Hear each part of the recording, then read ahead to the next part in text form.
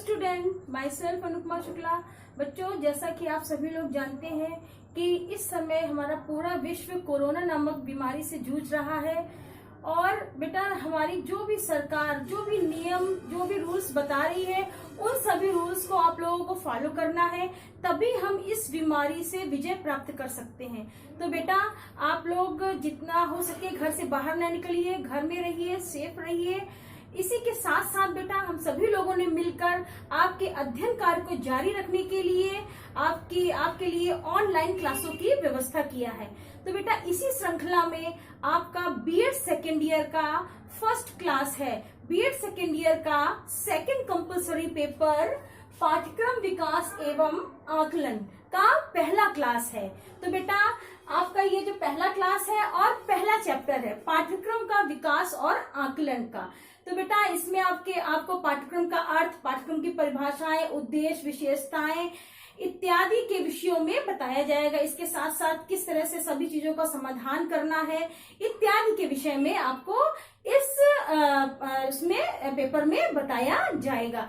तो बेटा, अब हम शुरू करते हैं। जो आपका फर्स्ट चैप्टर है पाठ्यक्रम का अर्थ, अवधारणा और पाठ्यक्रम की परिभाषा। आपके बेटा पेपर में 3 खंडों में आपका पेपर आता है, ठीक है, 3 सेक्शन में, section A, section B, section C. Section E में जो बेटा 8 क्वेश्चन आते हैं, 8 क्वेश्चन जो आते हैं वो बेटा 4 नंबर के होते हैं। उसमें कभी कभी पूछ लिया जाता है पाठ्यक्रम का अर्थ बताइए और पाठ्यक्रम की परिभाषाओं को बताइए। कभी कभी कोई परिभाषा दे दी जाती है, इस परिभाषा के अनुसार उसका अर्थ बताइए। या तो फिर मतलब कि 4 नंबर के क्वेश्चन में कुछ शॉर्ट क्वेश्चन टाइप के आते हैं। उसके बाद आपका जो सेकंड सेक्शन होता है उसमें आपके 4 क्वेश्चन होते हैं, आपको 2 करने होते हैं। उसमें बेटा आपकी चॉइस होती है। जो आपका थर्ड पार्ट होता है सेक्शन सी, उसमें भी 4 क्वेश्चन होते हैं। बेटा, ये जो सेक्शन बी सी होता है ये लॉन्ग क्वेश्चन के लिए होता है। इसमें 4 क्वेश्चन होते हैं, आपको 2 चॉइस करने होते हैं। तो इस तरह से आपके पेपर का पैटर्न होता है जो वर्तमान में चल रहा है। तो बेटा, अब हम बात करते हैं आपके बीएड सेकेंड ईयर के सेकेंड कंपल्सरी पेपर की। सेकेंड कंपल्सरी पेपर का फर्स्ट चैप्टर पाठ्यक्रम की अवधारणा, अर्थ और परिभाषाएं। अब हम सबसे पहले पाठ्यक्रम की अवधारणा के विषय में चर्चा करेंगे। तो बेटा, शिक्षा जो होता है, शिक्षा मानव विकास का सर्वोत्तम साधन होता है। बेटा, शिक्षा जो होती है वो जीवन पर्यंत चलती रहती है। मनुष्य जीवन पर्यंत कुछ ना कुछ सीखता रहता है, वो कोई ना कोई चीज सीखता रहता है। शिक्षा जो होती है हमारे लिए एक साध्य का काम करती है। शिक्षा से ही मनुष्य के व्यवहार में परिवर्तन और परिमार्जन संभव हो पाता है। शिक्षा से बेटा वर्तमान में जो भी हमारे राष्ट्र, समाज या देश की जो भी समस्याएं हैं, उन सभी समस्याओं का समाधान भी होता है। बेटा, ये सब कैसे संभव हो सकता है? अगर शिक्षा में सही पाठ्यक्रम, पाठ्य वस्तु को सम्मिलित किया जाए, तभी ये सब सारी चीजें संभव हो सकती हैं। क्योंकि शिक्षा जो होती है बेटा, वो व्यक्ति के जीवन में, उसके व्यवहार में परिवर्तन और परिमार्जन का कार्य करती है। ये कार्य बेटा 2 रूपों में होता है, औपचारिक और अनौपचारिक रूप में। जो ये औपचारिक कार्य होता है बेटा, ये पूर्व नियोजित होता है। इसमें पूर्व नियोजित किसी संस्था के अनुसार बच्चों को शिक्षा का कार्य दिया जाता है, शिक्षा ग्रहण करने के लिए वहां भेजा जाता है, जैसे विद्यालय। अगर हम दूसरी बात कर रहे हैं अनौपचारिक की, तो बेटा विद्यालय के बाहरी वातावरण में जब बच्चे सीखते और सिखाते हैं, वो अनौपचारिक शिक्षा के अंतर्गत आता है। बेटा, ये इसमें कुछ भी पूर्व नियोजित नहीं होता है। किसी भी समय पर इसमें शिक्षार्थी को कोई भी शिक्षा से संबंधित तथ्य मिल सकते हैं। बेटा, ये होती है आपकी अनौपचारिक ढंग से शिक्षा प्राप्ति के साधन। वैसे तो शिक्षा को जॉन डीवी ने त्रिमुखी प्रक्रिया कहा है, जिसमें शिक्षक, शिक्षार्थी और वातावरण को, शिक्षक, शिक्षार्थी और शिक्षक को उन्होंने सम्मिलित किया है। अगर शिक्षा कार्य को सही ढंग से अगर हमें सुचारू रूप से चलाना है तो हमें उद्देश्यों का निर्धारण करना होगा, सही ढंग से शिक्षण पद्धतियों का निर्धारण करना होगा और शिक्षा किस तरह से दी जानी है उसका निर्धारण करना होगा।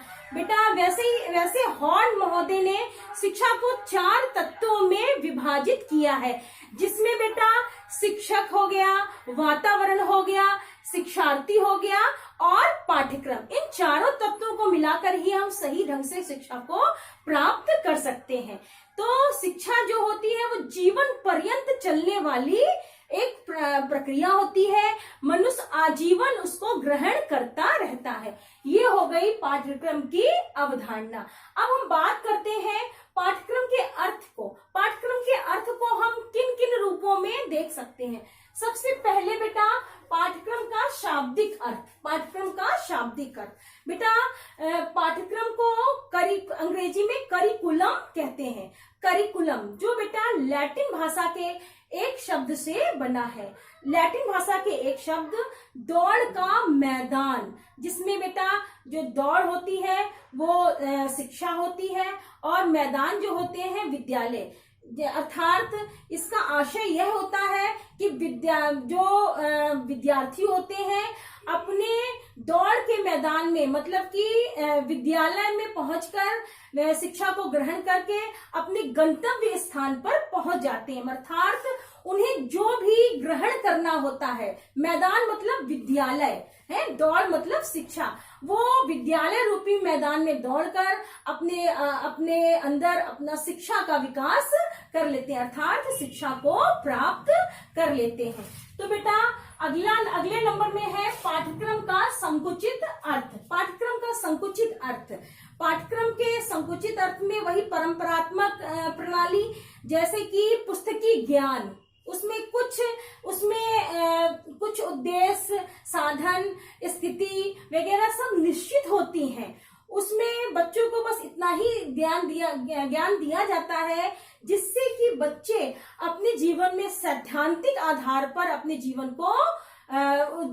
को बना सके। मतलब उसमें एक लिमिटेशन होती है। उसमें जितना भी पाठ्यक्रम होता है, सिलेबस में जो होता है, शिक्षक का दायित्व होता है कि उसको समाप्त कराए और बच्चों को शिक्षा की ओर अग्रसर कराने का प्रयत्न करे। तो बेटा ये हो गया पाठ्यक्रम का संकुचित अर्थ।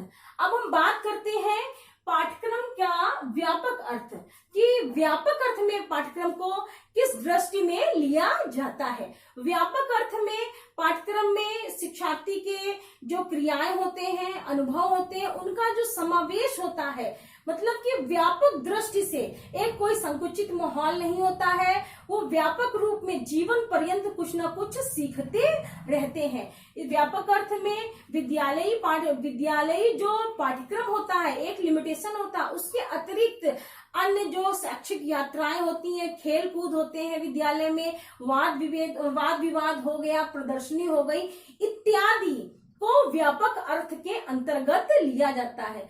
अर्थात व्यापक अर्थ के अंतर्गत शिक्षार्थी का समुचित अर्थात संपूर्ण विकास, सर्वांगीण विकास के लिए लिया जाता है। जब विद्यार्थी को हम अपने सामाजिक जीवन में सही ढंग से जीने योग्य बनाते हैं, उनके संपूर्ण विकास, चाहे वो चारित्रिक विकास हो, चाहे वो शारीरिक विकास हो, चाहे मनोवैज्ञानिक हो, नैतिक हो या आध्यात्मिक हो, या उनको सामाजिक जीवन में ढालने का प्रयास करना हो, इत्यादि के विषय में, अर्थात संपूर्ण रूप में जब विकास करने की बात करते हैं तो पाठ्यक्रम के व्यापक अर्थ को हम समझने का प्रयास करते हैं। पाठ्यक्रम के व्यापक अर्थ के अंतर्गत पाठ्यक्रम के संपूर्ण अर्थात सर्वांगीण विकास से लिया जाता है। अब हम बात करते हैं परिभाषाओं की।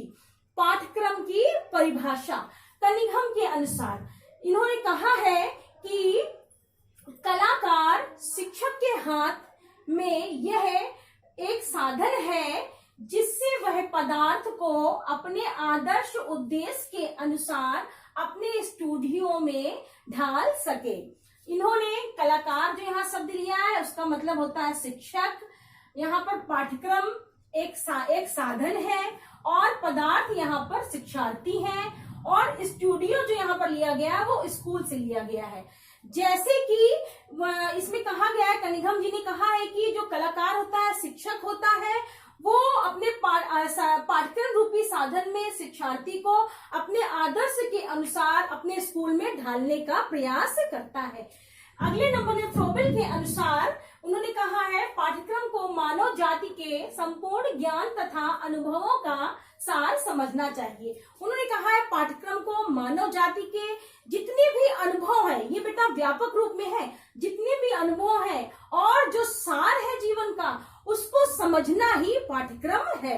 अगले नंबर में मुनरो जी ने कहा है, मुनरो के अनुसार पाठ्यक्रम में वे सभी क्रियाएं सम्मिलित हैं जिनका हम शिक्षा के उद्देश्यों की प्राप्ति हेतु प्रयोग करते हैं। मतलब कि उन्होंने भी व्यापकता की बात की। उन्होंने कहा है कि पाठ्यक्रम में हम उन सभी उद्देश्यों को, शिक्षा के जो भी उद्देश्य हैं, उनको सम्मिलित करते हैं, चाहे वो किसी भी, चाहे वो मानसिक हो, चाहे शारीरिक इत्यादि, वो सभी तरह के विकास को सम्मिलित करते हैं।